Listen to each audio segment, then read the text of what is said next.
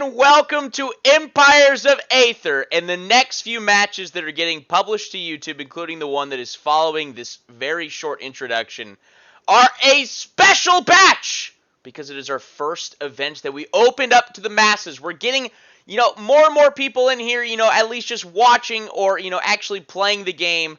And so we want to do like a little tournament to showcase the competitive nature of this game and all the different approaches that different people can have to the game. And so what we have here is a little tournament, an invitational, if you will, where the winner of this 2-round tournament gets to input their own ideas into the game. And I don't just mean, 1 or 2 abilities. I mean a coherent strategy. Tier 1, Tier 2, Tier 3 abilities for the element of their choosing. And so it was kind of up in the air. We've been planning this for a while, as we, started this process of, trying to get a little bit of notoriety the last few months to get maybe up to 16 people. We capped it off at 12 here just because so many people's schedules were kind of up in the air. And we've only gotten a couple of the first round matches done, but we're looking forward to finishing that off. What we are doing here is either 3 or 4 3-player matches, with the hopes of having a championship round that is a 4-player round for all of the marbles. So that's what we're dealing with here. And we open up with round 1. A couple of new faces, new to the virtual scene, but not new to the game. We are featuring Blue Shadow, the fan favorite. The greatest bossman? He goes by both. And of course, Silver. And that's with 2 L's, baby. Let's see who takes a cake in the first match of the first round of the Empires of Aether Invitational. Hope you're stoked. I know I am.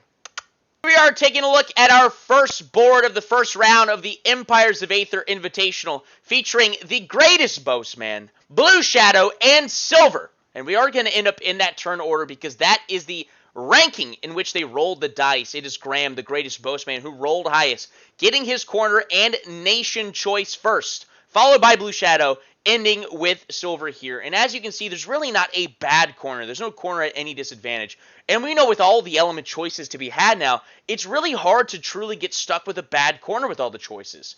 And yet, I do see a couple of standouts here. And none of these players in this first round are new to the game.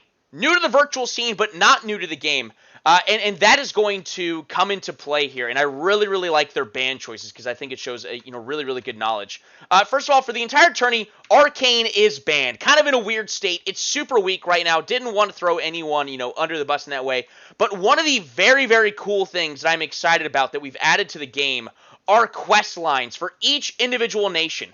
It takes the place of their Tier 3 ability, so you have to make that sacrifice. You only have 2 activatable Tier 3 abilities, but it is a unique win condition for that nation, which leads to more choices to be had in the pregame, and also when looking at the corners themselves.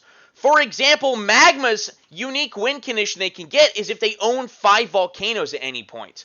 And we have changed their cards around a little bit as Magma has been just absolutely dominating the game as of late, courtesy of David the Biggest Yeet showing just how strong that nation can be. We had to change a few of their spells. So their volcanoes are harder to get, but that being said, with lots of mountains to be had, that's a lot of potential volcanoes here. And so that's something to consider. And as Graham, the biggest bossman, gets his first ban, he actually goes ahead and gets rid of Earth. I really like this pick as well because there's lots of building materials out there. This corner in particular up here greatly benefits from it. Extra defensive dice rolls from their deserts and extra building materials from their mountains. So a really, really solid choice here. Then it follows up with Blue Shadow, who has lost to Magma a few times in just the last couple weeks alone, gets rid of Magma. And I like that choice because their quest is very, very feasible here. So really all Magma has to do is to stall in the early game. And then we get Silver, who gets rid of Fire. And Fire I really like. He might be one of my favorites now. Has always been one of my favorites just because, it's the very first one that we made. But its quest is a pretty straightforward one. And we know what Fire is. They can be aggressive, but their goal is to go for that mid game. Maybe a quick Tier 3 spike. And now with the addition of this quest, I think that they go for bosses in the mid game and then try to get to Tier 3 as quickly as possible and just get 6 quick and easy battles. Because it doesn't matter how large these battles are. It could be 6 naked tiles that they take. And we know that Fire can be really, really good at spreading out and still providing a good offensive threat. And so Joseph looking at this, and I say Joseph, Silver looks at corners like here. I think this does end up being the best corner on the map. Great mountains, so great volcano choices here, but lots of food for fire. Not optimal volcano choices for fire with their tier 2 abilities, but good selections, good hard volcanoes to take. So that means their offensive abilities are going to stay. And so those are their choices. And what do they go with here? I like what we see. We see the greatest boastman going with Air. Air, I still think, is an S-tier nation, and we'll see why, because they've got a couple new abilities at their disposal with us here. And then we've got Blue Shadow, who decides to give it another go on Blood. When will he learn his lesson? You know what's really special about this game? The only player to have ever won on Blood is the only player that hasn't picked their nation yet. He is an expert on Blood, perhaps even more than Blue Shadow. And Blue Shadow has 10 times the gameplay, the experience with it. And Silver still takes a cake. And Metal's got some new abilities to choose from. And that's what we're going to see in his gameplay here. So we're looking at their corners. We're going to go into their ability selection here in just a second. And already looking at the board, I want you to brainstorm what strategies do you think they will employ? Will we have nations that actually go to eliminate the other out of the game? Or are we going to get that pretty standard, go for the late game, 3-star tile, stall for resources, boss tile killing? Or are we going to get that absolute bloodbath? No pun intended. Absolute bloodbath, bodies on the floor. What are we seeing? Kind of hard to judge without seeing these players in action. But I will say, these are some runners and some gunners. And I'm looking forward to seeing the match. Let's go into their ability selection right now, Sports Center style. Da, da, da, da, da, da, da. We're going into the ability lineups of our 3 players here, and I do think out of the 3 players involved, it is Metal that makes the most dynamic decisions. One that I think is very questionable in their ability lineups. He is the only one of the 3 players that doesn't take the new Tier 3 quest line for his nation here, and let's see maybe why he's considering that. One of the new abilities that Metal has in terms of their options is Descendants of Hephaestus, which is directly related. I love the flavor of this card, and I really hope that we come up with more abilities of this kind of genre that goes directly in line with the specific landmark tile that is on the board. Hephaestus is Smith, which allows you to get someone there. There's no fighting on it. There's no owning it, but you can purchase relics from there. And these relics are here. There are 4 different relics, and for the price listed on the card, you can get that ability, and all of them stem from your general.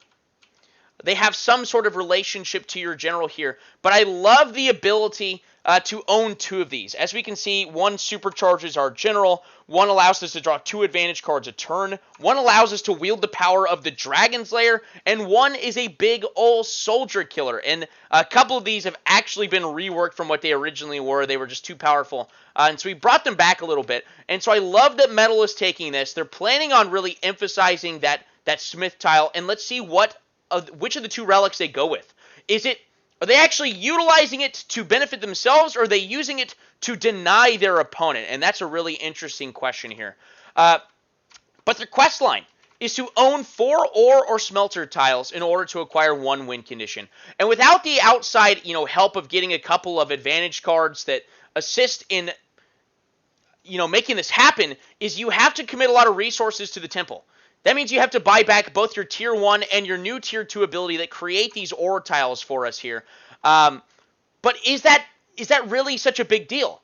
That's a total of investing 15 building materials. We know that Metal loves building materials, and I think it's definitely something that they should emphasize. If we look at the corner that he ends with, he's got 2 mountains, so that's his 2 Tier 1s. Good. They're good to go. We can have 2 ore tiles there. And then we can convert any tile on top of that into an ore tile once we get our Tier 2 abilities. That could be the swamp, this desert, this forest. Probably want to keep him away from the opponent, that sort of thing. And maybe he was just worried that his opponents would own them, would take them. He's going against Air, which is really aggressive nation, so there's the risk of losing it to them. But, I'm expecting to be able to defend things as the Metal Nation, right? And Blood has no tile-changing capabilities. I'm not too worried about that. So maybe he's just, kind of nervous of not utilizing the new effect. But then what are his 2 win conditions? What is going through his head? Is he going to go for that 50-50 Resource win condition, is he going to go for boss tiles? And what signifies, maybe him going for boss tiles is this sharpened steel right here. Metal is not an aggressive nation, but taking the offensive tier 1 advantage instead of the defensive one is indicative of me wanting to attack.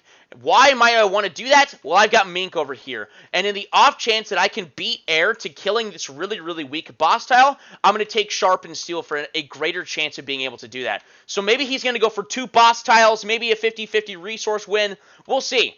But I do think he should have probably gone with the quest line here. His tier 2 choices are solid. His tier 3 choices are solid with what he went. He went super defensive. But what are we defending? What are we defending for? And what are we going for? Is what we want to think of in the early game. And that's what I love about the dynamic nature of these quests, is they force us to develop a winning strategy in the pre-game. And that's something that I really wanted to accomplish in this game. And I really, really like the direction that the quests are making us take. Then we get to Blood. Blood, not too many options in terms of their abilities as of yet. And yet then, they have their new quest, which is using only your general, meaning he is the one-man army that he becomes in the late game, win against 2 different players. So he has to win a battle against Metal and a battle against Air using only his general once he hits tier 3. And he cuts the soldiers on your Ultra Tile can be trained for 1 food. I think this is a fine thing to cut. I would also, I haven't played Blood yet with the introduction of this quest. I would also probably be totally fine cutting this Prince of Darkness. Getting to 50 soldiers is a large ask, and I think it's more of a win more condition. I think if you're accomplishing 50, then you're already probably in position to win the game. I don't think this, helps you, push over the mountaintop that is preventing you from winning. So I would probably go here, and this would make me get, a sort of last push on my opponents if I'm going for that. But Blood's got lots of opportunities. They can kill boss tiles. They can, become this stalwart, impenetrable force in the middle of the map, taking star tiles. And then they can also get a lot of resources. So Blood always is open to a bunch of different win conditions. They're not usually killing their opponent, but we'll see what happens in this game. But that is possibly the one change I would make. And then Air! Air has been a dominant force in this game since its inception. And we've had to make a few tweaks to its general mechanics. I like the tweaks we've done. I feel like it is much more balanced than it was. I still think it's incredibly strong. I think Air is probably a top 4 element that we have right now. Really, really solid choice. And it all stemmed from them being able to take Tailwind without actually utilizing a tier 1 ability. They always had Tailwind. Now they have to pick Tailwind as a tier 1 ability if they want it. And this combination, these 3 cards, I really like these choices. The downside to having to take Tailwind is it means I can't always bring Gust with me. If anything, I'm probably, as an Air player, probably always going to take Tailwind, Cold Front, and Gust, personally. I think there's bigger plays to be had with Gust than Swift to the Front. But we'll see. Then Tier 2, just the best choices. The absolute best choices. No arguments here from me. Big tempo swinging play here. We can maintain anything that we take from our Fleet of Foot play. And then, we know there are incredibly strong advantage cards in the game. Absolutely. This allows us to get them back and just really dictate the game. And I really, really like this. And then we get to their quest. Their quest line is an interesting one. And I feel like it's fairly easy to accomplish in most settings. Turn the wind against you, so you're getting a disadvantage in battle, and win any 3 battles in that direction. So you sort of have to be fighting against you, which is kind of interesting, right? So if you're blowing the wind, let's see where he's going to be blowing it here. He's likely going to just be blowing it east or south. Either way, it benefits him. Then he's just going to turn it opposite. And he's going to continue pushing in the direction that he was already and get 3 wins with that advantage going against him. So it's a disadvantage for him. And so I think that's a very accomplishable task. Then we've got Zephyr, which I really like the flavor of this card too. I love the direction we're heading with these new abilities that we're putting in. It's dictating a win condition. It's saying, me as the Air player, I want boss tiles. I want boss tiles because this is going to allow me to go to any boss or landmark tile immediately. And I've got Mink already here. I can be on Mink turn 3, turn 4, killing it with access to 2 fields right out of the gate. That's adding 2 to my dice roll. 1 army in those 2 fields, that's a kill on Mink. Easy. And then I just get a little bit of strength over the next few turns, and I can teleport to Felnir or the Minotaur, right? They both have 60 HP, 2 armies, 2 fields. That's cake. Absolute cake, right? And then we've got High Road. You're never not taking this card.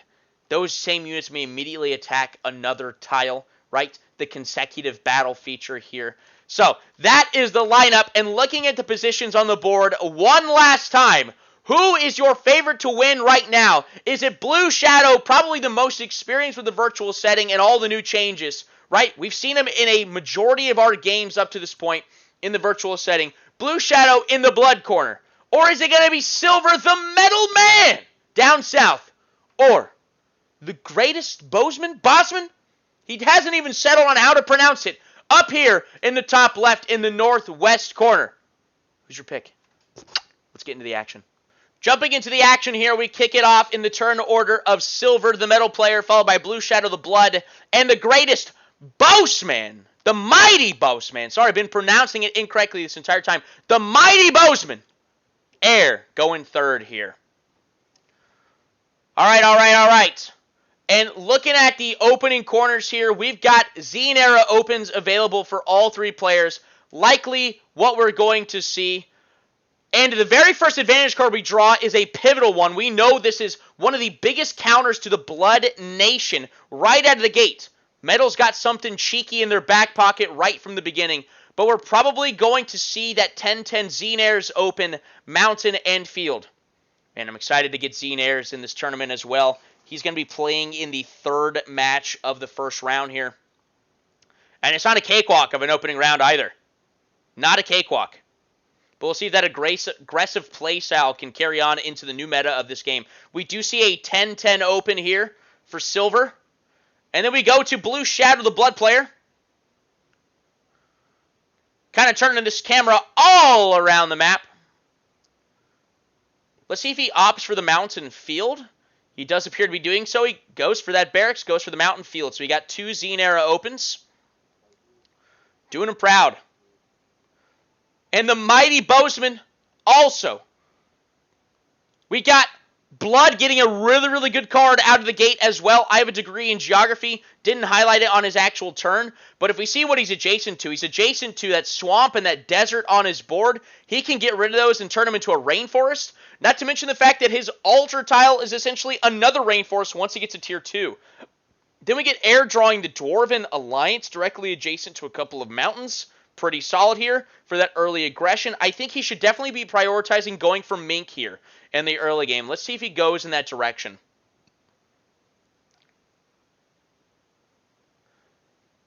So instead of putting the capital on his home tile, he actually puts the barracks on his field to then go to the mountain. It does save him one tile of movement in future turns, but it could stifle his economy in the early game here. So we go to Silver here. Pretty straightforward resource totals. Pretty much 5-5 across the board, except for Metal is going to get an extra building material from their mountain. They also get the Force Roll Combat Advantage card. And everyone is at a tie. It is a dead weather event in turn 1. Not much of a comeback to be had. Only one turn in. But I am happy to see that card out of the way. That card is a swinging card. Metal's going to activate Excavation, turn that mountain tile into an ore tile. Probably could have done it last turn, gotten himself an extra building material from that. But that's a mistake that I do almost every time I play a nation like this, where I can, change it to a tile that benefits me a little bit more. Okay, General is moving out to the field, goes ahead and buys that field, and he puts a resource building on the ore tile. So getting a good amount of food from the tiles, but that ore itself is generating 8 building materials a turn. So just absolutely huge. He wants to get to that relic, that smith tile as fast as he can. Hold the line. Blood getting an extra defensive combat advantage card here.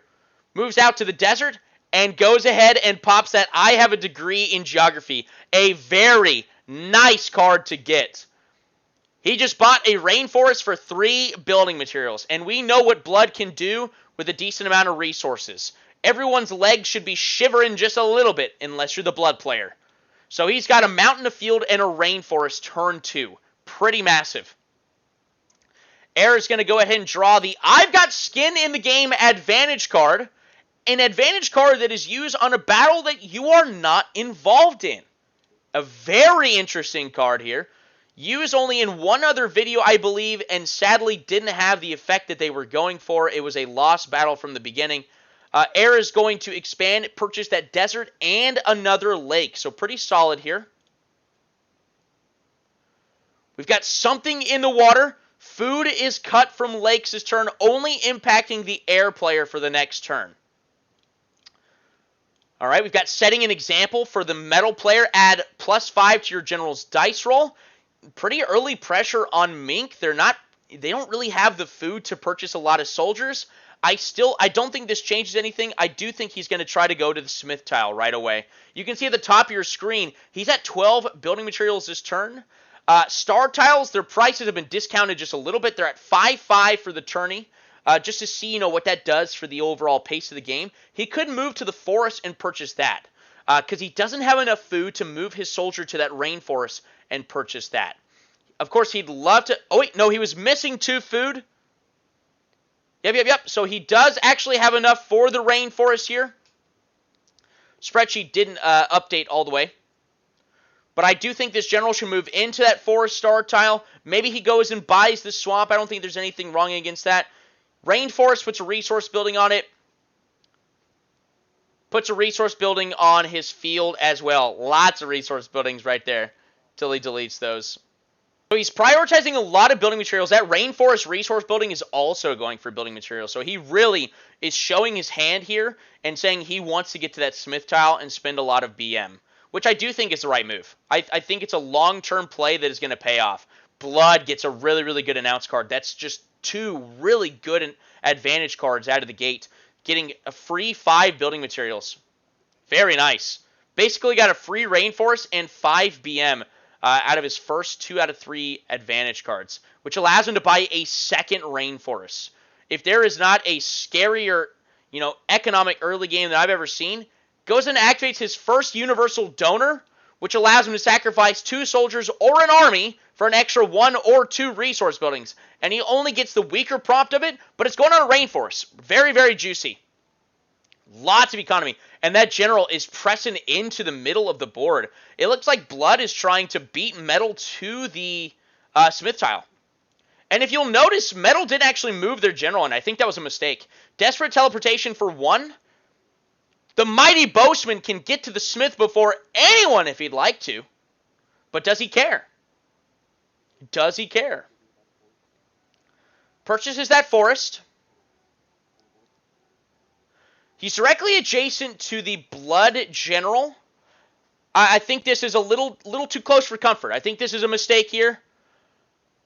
Because I'm not sure what his building material department is, but right now he can't defend it. 1 soldier against a Blood General where Blood with his economy can definitely buy that rainforest it's currently sitting on, purchase soldiers, and attack it. Puts barracks on the forest as well, but can only purchase 1 more soldier. Yeah, if I'm looking at this, I'm licking my chops at this tile right here. This is just fair game for Blood, and I get to suck up those soldiers by beating them in battle. And an unfortunate weather event for Air here. Wow, the Plague weather event. Plague. Every player rolling a dice and losing that many soldiers. So Air, Blood, Metal, they're all going to lose pretty much all of their soldiers here. And Blood doesn't care because that's just a free tile for them now. That is a free tile for them at this point without the influence of other advantage cards. A crucial weather event. Now, forests aren't the most expensive tiles, but, losing a tile by turn 3 is going to disrupt anyone's game. So we're going to turn 4. Look how fast we're moving. These are players that know what they're doing. Okay. Blood does cash in on that castle. As someone with experience, especially just like oodles on the Blood Nation, I expect him to know the ins and outs of their nation. If I'm running the game, and I'm being this charismatic personality that I am, you should know your details. And he doesn't catch up on that castle. So he misses out on 2 food for that turn. But we'll give it to him from here on out. But if I had my total way, I would say you don't get that castle, bucko. But his economy is pretty nuts. 11 and 14, Silver at 12 and 15, Air at 7 and 9, lagging behind just a little bit. Don't think there's anything they could have done, though. That's just difference in nations at this point. Massive casualties. Metal's getting some juicy cards, too. They get to kill an army on the board. Okay. We've got Metal, who didn't move that general to the forest last turn, which was a mistake, and now he's just moving directly east. So he's buying a really, really cheap tile. I would probably start pushing into that Smith tile. If that really is a part of my game plan, then I need to move there pretty quickly. I'm making a double-digit amount of building materials each turn. I guess he's accomplishing the same thing by moving these soldiers here. Goes ahead and gets that mountain tile as well. Really, really good. Gives him a chance to develop more building materials and give him the chance to fortify it. So this is a solid play, of course. Hard to argue with any of that. I do think it was a mistake last turn not moving his general. And he builds another barracks on that field, which I think just shows early pressure. I'm going for Mink. And here's, from Metal's point of view, if I see this tile, this forest tile, this looks like it's just guaranteed bloodshed between air and blood, right? And if I'm perceiving that, then that means air is probably not going to have the resources to fight here and here at Mink, which gives me a good chance to rally some troops and attack Mink. So if that's what's going through his head, I really, really like that. Buys the rainforest. He's got the mini bazaar card, so he uses that to swap all of his BM to food, I believe.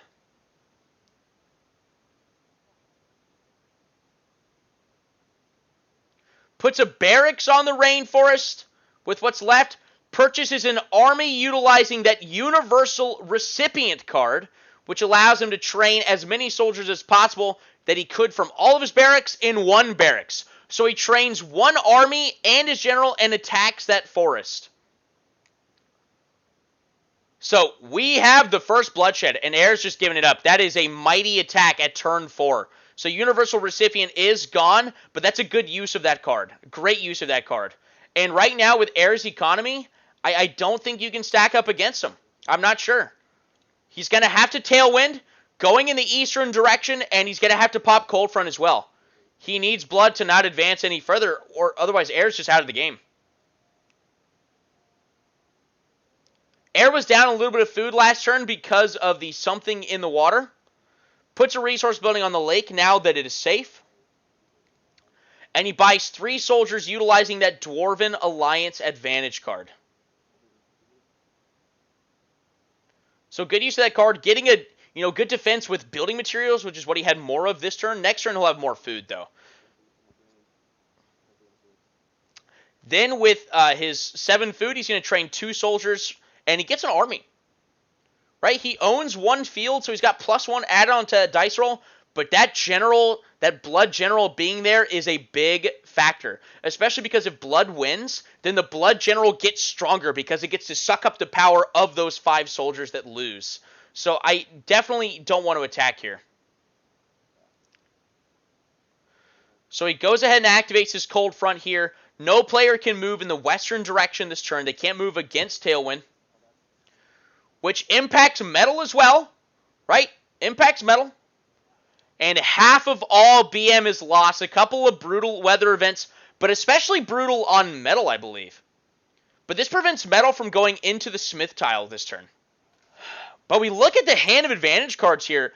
Is it in Metal's interest to actually kind of save? Yeah, the new arrivals announced card, very awesome. 3 soldiers, 5 food for Metal. So where they normally lack in the early game, yeah, an announced card can get rid of that. Pretty solid. Can't move those soldiers to the swamp. I know that they rectify that here in a second. But looking at this hand here, does Metal actually utilize their resources to kind of save Air? To kind of guarantee the save. It's possible that Air can save themselves on their own, but why risk it? Why risk it? Metal goes ahead and goes to Tier 2. This is a turn 5 Tier 2, and he converts that swamp into another aura tile. He is going to be making a lot of building materials. Sitting at 9 and 0, and it's possible he's going to have to buy both relics next turn once he can go there. Purchases 3 soldiers.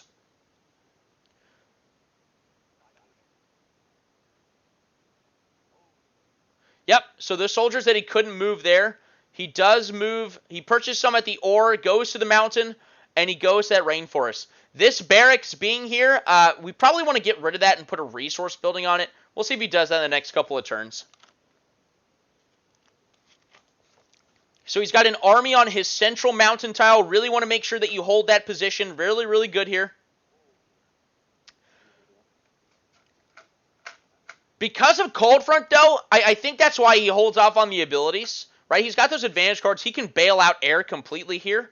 If he feels like Air is really under a lot of pressure, obviously you don't want Blood to get a quick kill on someone, because then Blood pretty much wins the game. They can just stall out for 50-50 or do something else over the next few turns, and it basically makes it impossible for Metal to win, and they never really had a standing in the game. But because of Cold Front, it does buy him an extra turn. Blood goes to tier 2, which allows him to exsanguinate Air's army.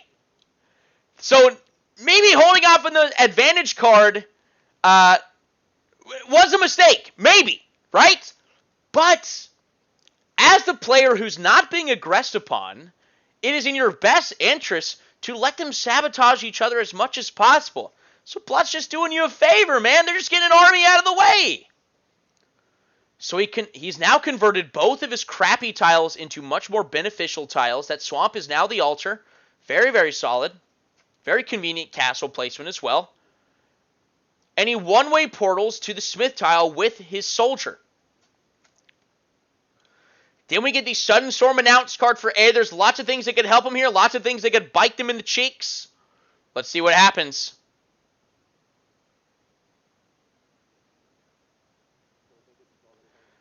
We get Great Depression. The nation that takes her turn second selects a field tile that becomes a desert tile. Wow. Could you think of a better situation? Not only did it fall on the right player to cripple someone else at this table, but the fact that this other player is playing Air. A nation that thrives on these fields, but the second player also happens to be Blood. Wait, what? Is he pointing at Metal? Hey, is he turning? He's turning Metal's field. What? Mistake! Mistake, ladies and gentlemen. What the heck was that? Turned this guy's field into a desert. Cripples his economy, and he loses his aggressive bonus. What are we doing? What? Yowza! Hard L taken by Blue Shadow here in turn 5. Doesn't even matter. Seeing these advantage cards play out the way that we anticipate, it might not matter. But, take away their map bonus. There's a reason why he picked Air. He picked Air first. He put it in this corner. It benefits Air, right? Cold Front is gone. He's going for the defensive fortifications on the field, but he's only at 10 food. He can only get 3 soldiers there. That's not a confident defense, especially with the fact that Blood can buy more soldiers on that forest and attack. And we get another weather here. Let's see if we can cripple someone else again. And we get Winter is Coming. Once again, hurting Air because they're already making the least amount of food at the table. Food production cut in half for the next just one turn. Just one turn. It says 3 turns on the card. It is just 1 turn. But Metal, the hero, the savior, utilizes Summon Home and massive casualties, destroying the army and sending Blood's general home. Blood is feeling heavily dejected. Heavily dejected. And Air is, wow, they're breathing a sigh of relief. They get to fight another day in turn 6. So really, it feels like so much has happened between all 3 players. Metal hasn't even had to take any risk into getting involved into any of it, which is the really, really strange thing. Metal sitting at 9 and 24, Blood at 18 and 16, Air at 10 and 7 going into turn 6.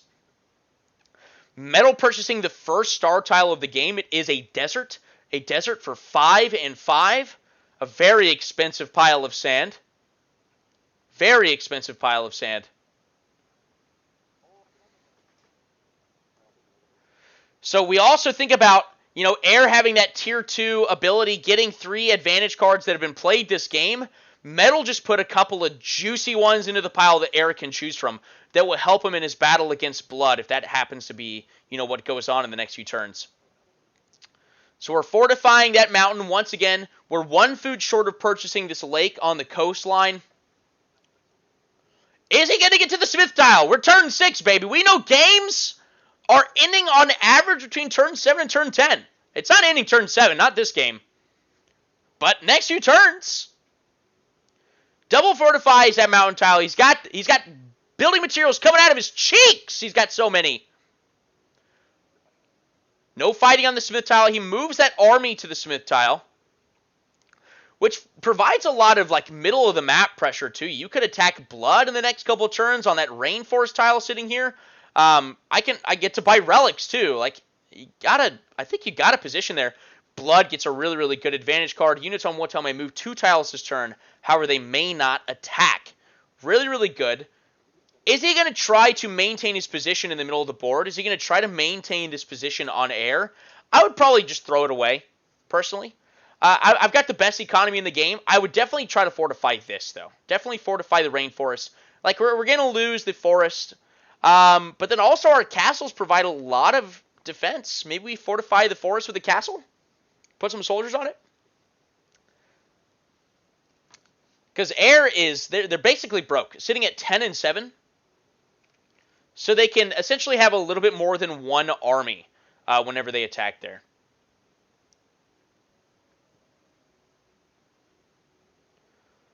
So Blue Shadow goes ahead and purchases Hermes shoes from the Smith tile, buys the first relic of the game. He gets to draw 2 advantage cards a turn.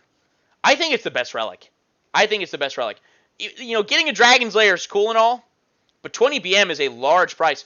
But 10 building materials for 2 advantage cards every turn for the rest of the game is pretty huge.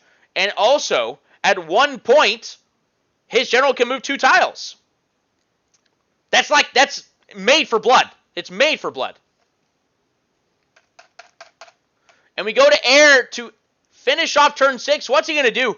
Gets a really good advantage card here. And I think it plays into their win conditions. Elephant Gun, we're going for bosses anyway, right? That's why we took Zephyr.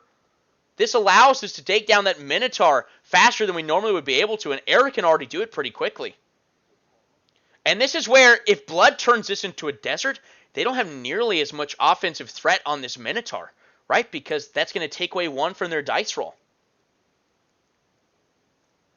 So, really, if it plays out in a way that I think it very well could, where Air takes that Minotaur in the next couple turns, Blood is going to regret not turning that field into a desert. So he wants to take this forest back, and I definitely understand that. The Blood General is still 2 tiles away from being anywhere near his land.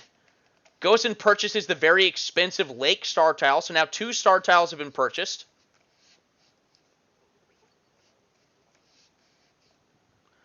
Okay.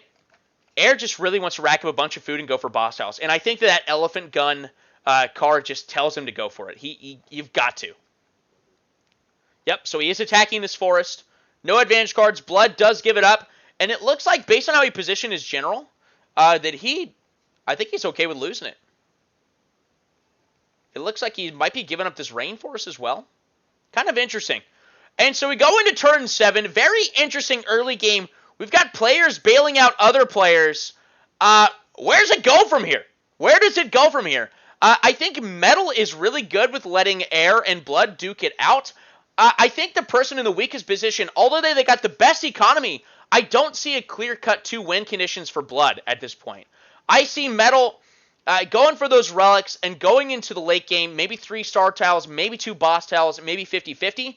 Air clearly going for boss tiles, but they can be really aggressive on Blood here.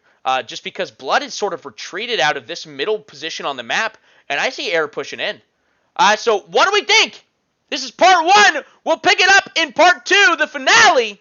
What do we think it's going, baby? Let me know what you think.